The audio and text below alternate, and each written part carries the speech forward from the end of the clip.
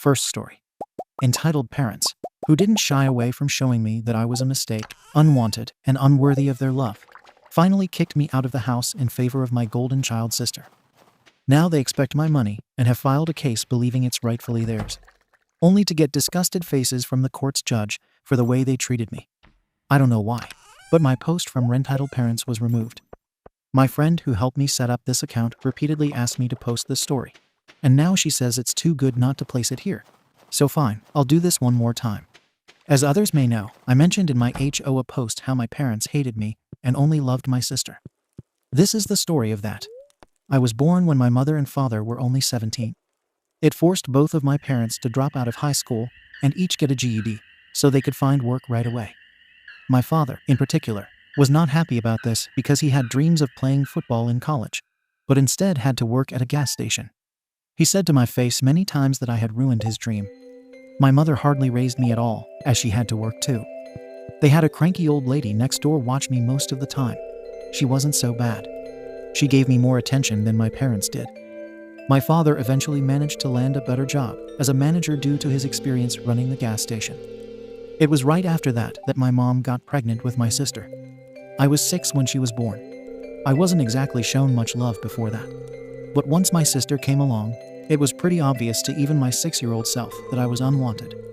The only ones who seemed to care were my paternal grandparents and, somewhat, my babysitter. And they were more like my parents, because they treated me the way a little kid needed to be loved. We lived in a 2-bedroom apartment. And as my sister got older, it went from me sharing a bedroom with her to me being kicked out of the room entirely. I slept on the couch for 2 years, and I barely had anything to my name other than clothes, school supplies, and an old Game Boy. When I was 10, my parents decided they were going to move away.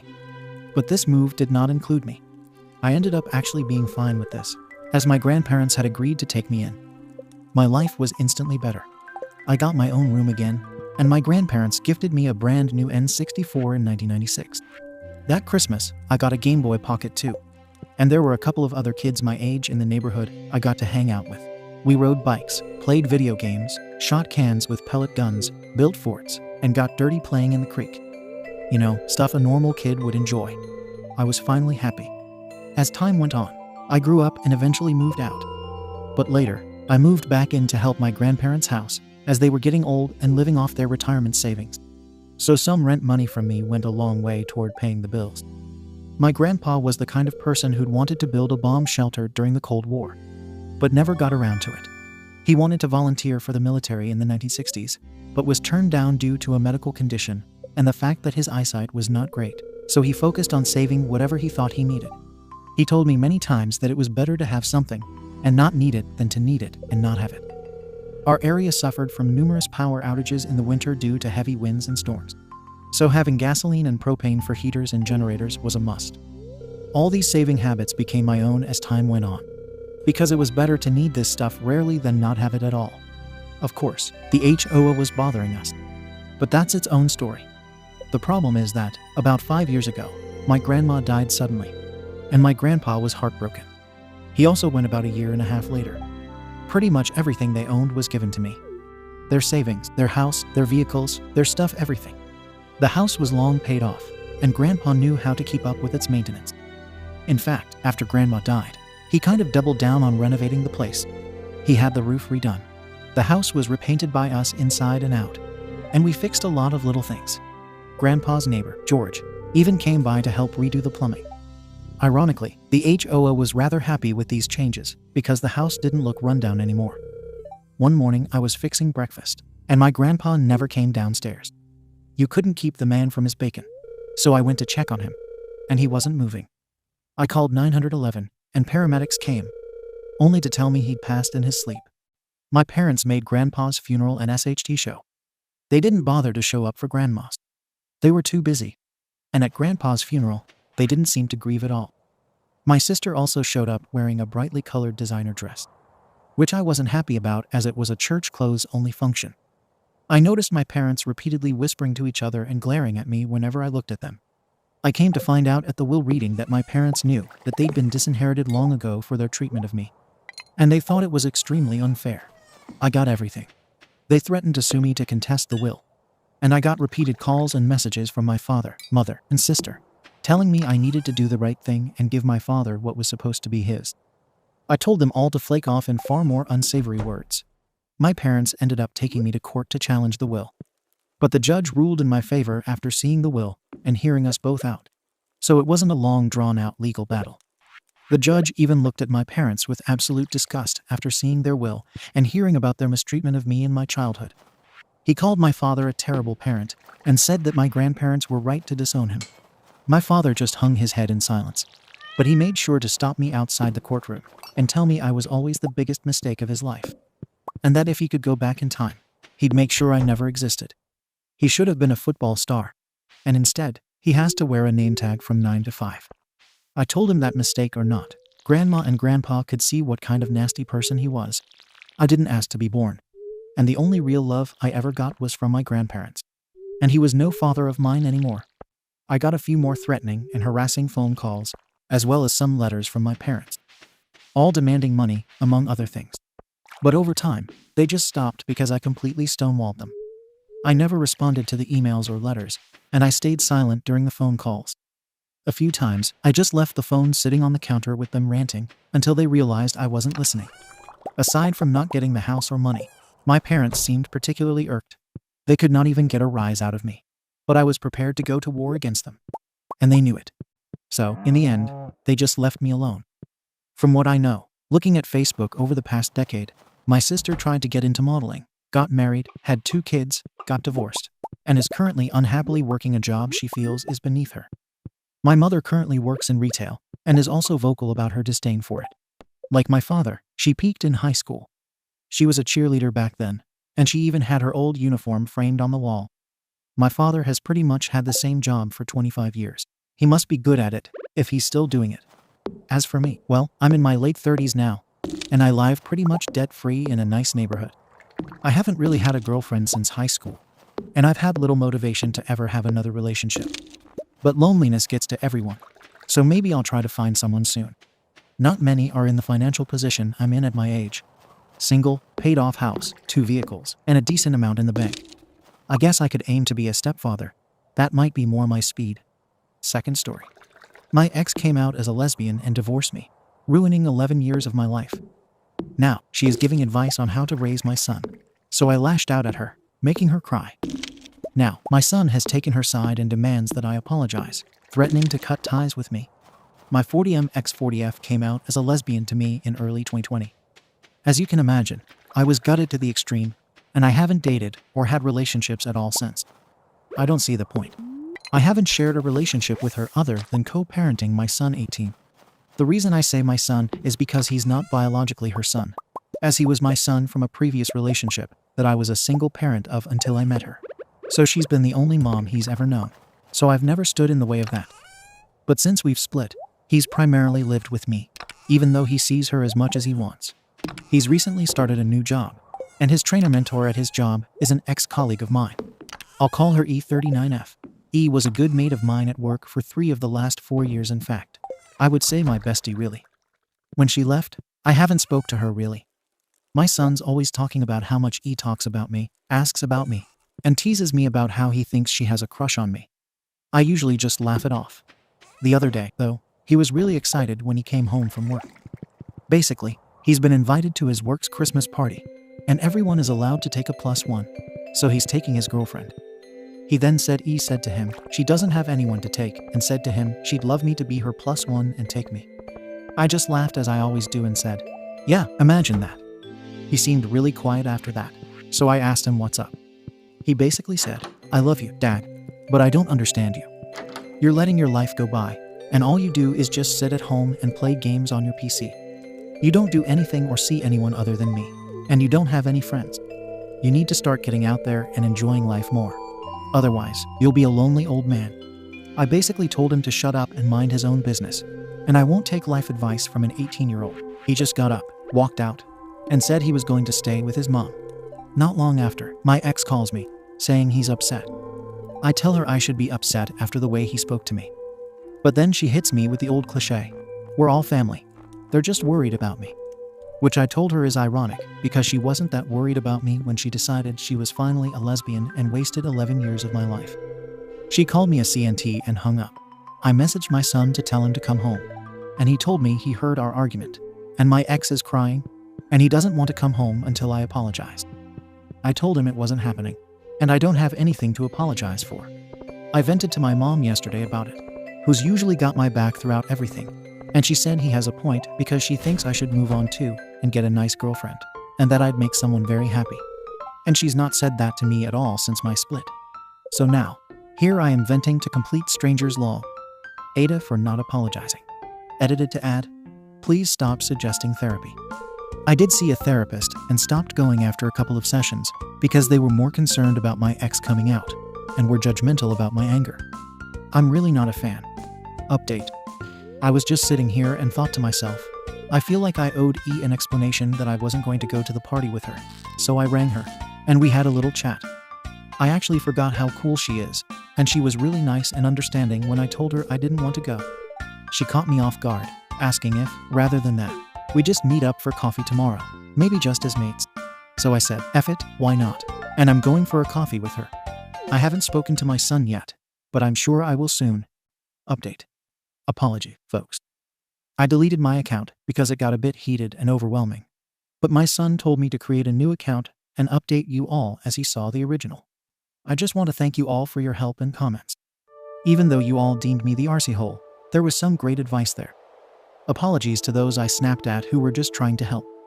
However, those of you who called me things like a miserable CNT, misogynist, homophobe, narcissist, autistic, and even the person who said I should abandon my son for a better role model, I don't apologize to the likes of you. There's constructive advice and tough love, and there's just plain being mean. Anyway, I did apologize to my son. I said basically that I really didn't mean what I said, and I was a knob basically. And it's not true about his age. He's the brightest, nicest lad I know, and I was just lashing out because I knew he was right. Even though he did accept, he said he's standing by what he said, and I do need help. And as he saw in my last post, I need therapy. No arguments if I want him home. Admittedly, I'm not a fan and don't think it'll do much. But if it means keeping my son happy, I'll do anything. So I found one I've made contact with, and I'm going to see tomorrow. He also said he's angry about the way I spoke to his mom and needs to make it right. Edited to add, the reason why I'm so angry and said she wasted 11 years is that she got with me, knowing that she had feelings towards women, but tried to hide them due to her upbringing. And after 2 abusive relationships, she got with me purposely with the intention that a good guy like myself, her words, would get rid of the feelings and she could be straight. It didn't work, of course, and it bled out into the relationship. She hardly ever wanted to do anything or go away, and she never wanted me to propose. Now that she's in a lesbian relationship, they're always out on dates or holidays, and the girlfriend proposes, and she's accepted. Not only that, she admitted that sex was something she really struggled with, and had to convince herself each time to go through with it. And when she did initiate, it was because she was turned on to thinking about women. So as you can imagine, that last part particularly makes me feel like I forced her each time, and it killed my libido. I didn't really want to apologize to her still, as in my OP, as I'm still angry, but I know how much it means to him. So we went over to hers, and I did apologize. I basically said I'm not going to lie and say my feelings aren't still the same. But I shouldn't have spoken to her like that, as she was just looking out for our son and trying to help, so I apologize. Now, usually she isn't the sort of person who forgives or accepts apologies, but as I could see, she knew how much it meant to our son, so she accepted. Me and her are going to keep low contact for the foreseeable future, until I sort my head out, at least. Now onto my coffee with E. Basically, it was amazing. It was supposed to be a short catch-up, but we ended up talking for hours. I had a lovely time, and so did she. We initially said we'd maybe only do it every couple of weeks, but last night we were texting and mentioned we both wanted to go and see the new Saw film. So we'll hopefully try and catch that this weekend. We're both excited, and so is my son.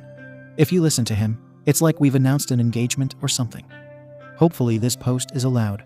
And thanks all again for my last kick up the arse. Update.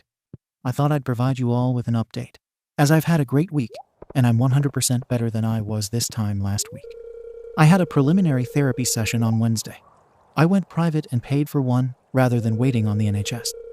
Obviously, it was only the first one, so nothing much happened, but I have had good vibes so far. He seems like a nice guy. Then, I had my date with E at the pictures last night. It's weird to say it was a date because we both went with the intention of being two friends going to the pictures only. But it certainly felt like a date. I went all out, got a new haircut, trimmed my beard, bought a new outfit, everything, basically gave myself a glow up. My son was amazed, kept hyping me up, and was all proud, which, given that this time last week we weren't talking, was a lovely feeling.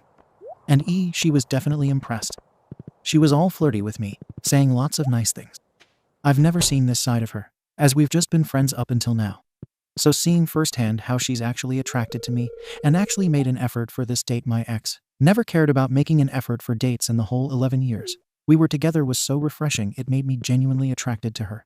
And considering I've been basically asexual for the last near 4 years, that's a big thing. We actually stayed out for hours after the date, just talking and getting some food, and really got along well. I said I'm happy to be her +1 for the Christmas party too. She was ecstatic. I haven't told my son yet, but I know he'll be happy too. I keep on finding myself doing silly things, like looking at her name on my phone and smiling. I nearly sabotaged it when I got home by going on social media and seeing my ex's profile. I was thinking about my date with E, and how great the date was and how much effort she put in. And then I thought about how little my ex used to put in. And she now goes on lots of dates and shows off how happy she is on her social media. So I made the decision to block her profile. I feel so much better for doing it. And I think it'll be so much better for me going forward. I'm going to just stick to talking about our son. Ensure I don't hear about her life. And I'll make sure my son doesn't tell her about my life going forward. So on the whole, I'm doing well this weekend. Update. I've created a third and final account to provide an update, as my son was a Redditor, and I know he would have liked me to provide an update. He sadly died a few weeks after my last post. He was on a night out with his friends, was drunk, and apparently did some drugs. He went back to his girlfriend's house, and unfortunately, he was sick in his sleep and choked on his own vomit. I got a very distraught call from her and her parents in the morning, telling me they couldn't wake him and were calling an ambulance. I'll never get her voice or how panicked or disturbed she was, out of my mind for as long as I live. I reconciled with my ex to plan the funeral at least, and I will say this, she was a godsend. Despite not being his biological mother, she was his mom. I saw just how much she loved him when we planned his funeral. I couldn't have done it without her. Even though I had and have no plans for a friendship with her, she was determined to keep in contact with me, so I've allowed it. I just have no desire to argue anymore. His egg donor was told, and she said she was sad, but couldn't face coming. Good. I think had she wanted to come, I'd have possibly spat in her face, or my ex would have possibly shouted so much that she'd have bailed anyway. E was also a comfort for a little while. She was there for me like a true friend, although, sadly, we haven't spoken much since. She still wanted me to go to the Christmas party as a tribute to my son, but I couldn't face it, so I bailed at the last minute. Apparently, it was amazing, and they did a 1-minute silent work for him. She said she understood, but I think she was hurt, and the contact has been less and less of late. I last heard from her on his birthday last month. I don't think I'll be around much longer. I haven't taken my blood pressure tablets in a while, and I pretty much drink myself to sleep these days. I don't have anything to live for anymore. I just want to go to sleep and wake up to see my son again one day. He was the one and only thing I have ever done in my life that was good. And I can't face the fact that I'll never see him again. If I can give advice to anyone who is a parent, it is to hug your kids and tell them you love them. Never ever fall out. And if you do, apologize no matter what. Because you never know if you'll one day not see them again. Thanks to all for your advice and support in my original posts. I appreciate it more than you know. You at least gave me a few weeks of nice memories with my son. Third story. My sister demanded that I break up with my girlfriend, believing she cheated on me. Then stalked both of us, so I cut ties with her. Now, she broke into my house for evidence, so I got her arrested. That's how she got divorced and is going to give birth in prison. Now, mom blames me for ruining my sister's life and has cut ties with me. I 25mm in an open relationship with my girlfriend Ivy 24F. We both have multiple partners, hookup buddies, and FB, and we're quite happy with our arrangement. My relationship with my sister Tasha 30 has been strained since 2 years ago, when she caught Ivy with another man in our apartment. Tasha had an emergency key, which she made liberal use of. She let herself in and saw them going at it on the couch, and instead of leaving and giving them privacy like a normal person, she berated Ivy and chased the man out of the apartment. She then called me and proceeded to scream at me that I needed to break up with Ivy for cheating. I had a sit-down conversation with her where I explained that what Ivy did wasn't cheating and that I'd known she was bringing someone over. And that's why I wasn't there. I also took her key. At that point, I was just trying to gently educate her and get her to stop bothering me. She then proceeded to try to convince me to not only break up with Ivy, but to break up all my current partners and settle down, meaning get into a monogamous relationship. I guess. I told her to butt out because my sexual or romantic life is none of her business. And when she still wouldn't back off, I lowered my contact level with her. Last week, Tasha reached out and asked to make things up with me because she's pregnant and wants me to have a chance to know my future nephew. When I asked, she said that Ivy was invited as well. Ivy and I were hesitant, but we agreed to come over to her house for dinner. When we arrived, she showed us to the table, and instead of dinner, the table was covered in printed photos of either myself or Ivy with another person. There were pictures of us at bars, pictures of us coming and going from our apartment building, and even one of me at a strip club with a dancer in the shot. Ivy and I were horrified, and Ivy was especially freaked out because she has experience with stalkers. I asked her what the hell was going on, and she said that she was staging an intervention for our chronic cheating addictions. She said that she was breaking us up, and I was banned from seeing Ivy ever again.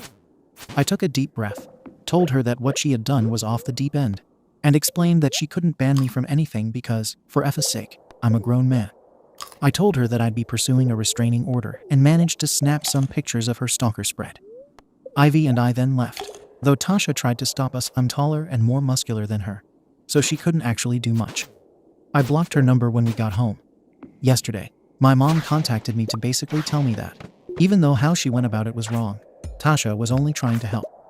I tried to explain that what she did was seriously psycho, and my mom said that it wasn't her fault because she'd parentified Tasha, and Tasha was being motherly because it's the only way she knows. My mom offered to try to get Tasha into therapy if I didn't cut her out or go for a restraining order. I told her that until my sister got serious help, I refused to communicate with or be in the same space as Tasha. My mom told me that I couldn't do this because Tasha is my sister, but I held my ground. Ada, update. Alright folks, this is a doozy, so buckle up. So first off, Ivy and I went to our landlord to basically tell him the bare bones of what's going on and asked to change our locks. Because he's a massive douchebag, he wouldn't let us. Unfortunately, it's in the lease that we can't change the locks without his permission. Ivy didn't feel safe in our apartment, so she went to stay with her brother. I stayed behind so that, if Tasha did try anything, I'd be there to protect our stuff and be a witness for the police. In the meantime, my mom and Bill swore up and down that they'd get Tasha into therapy and begged me not to go for any kind of protective or restraining order. Ivy and I reluctantly accepted. This was a mistake. For a while, it looked like Tasha was actually getting the help she needed. My mom texted me updates every couple days about how Tasha was in a better mood, how she was less angry, less paranoid, and less stressed. I was optimistic that Ivy might be able to move back into the apartment, and that maybe I could meet my nephew someday. Then, about a month and a half ago, I was up late about 2 a.m., if I had to say, and heard the lock click and the door open. At first, I thought it was Ivy, so I came out into the living room, expecting to see Ivy's beautiful face. But instead, I found Tasha going through my kitchen drawers. At first, I was absolutely stunned. Tasha and I stared at each other for a solid 10 seconds. She had this bug-eyed look somewhere between a deer in headlights and a child caught with her hands in the cookie jar. Then, once I got my wits back, I blew up at her.